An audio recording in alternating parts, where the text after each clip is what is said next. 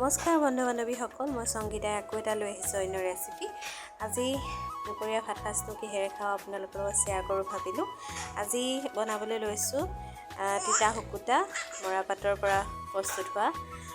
আজি মগু দালিৰ লগতেই বনাম। মাটিদাইল যিহেতু নাই আজি ঘৰত, সেয়েহে মগু দাইল এয়া তিয়াই ল'লোঁ। আৰু কলখাৰ, এইফালে মায়ে কল বাকলি পুৰি দিলে, কলখাৰ এয়া ৰেডি হৈ গ'ল।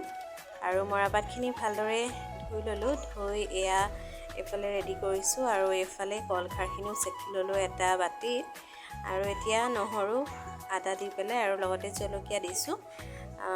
এইখিনি অলপ ভালকৈ ভজাৰ পাছত ইয়াতে এয়া তিতাখিনি ইয়াতে দি দিছোঁ আৰু অলপ সময় এনেদৰে ভাজিম। ভজা হোৱাৰ পাছত ইয়াতে দাইলখিনি ইয়াতে দি দিম, মগু দাইলখিনি।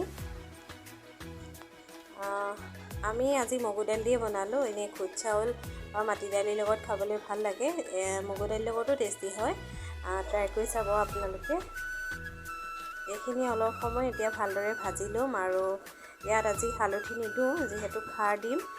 খাৰ দিলে হালধি দিলে ৰঙা হৈ যায়, সেয়েহে হালধিটো নাই দিয়া। আৰু এতিয়া ইয়াতে খাৰখিনি দি দিছোঁ।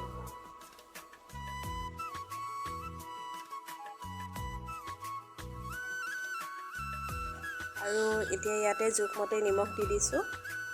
আৰু এতিয়া এইখিনি ভালদৰে উতলিবলৈ ঢাকি দিম।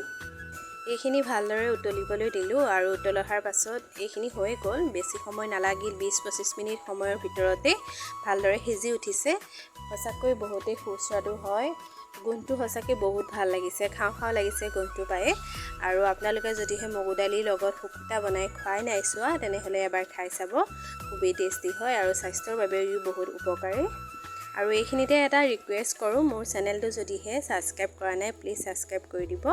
আৰু আজি আমি দুপৰীয়া ভাত সাজৰ বাবে এনেদৰে থালিখন ৰেডি কৰিলোঁ। আপোনালোকে খালেনে বাৰু? আৰু আজিলৈ মোৰ ভিডিঅ'টো ইমানেই আছিল। নতুন নতুন ভিডিঅ'সমূহ পাই থাকিবলৈ চেনেল লাইক, কমেণ্ট আৰু ছাবস্ক্ৰাইব কৰি দিবলৈ নাপাহৰিব। ধন্যবাদ।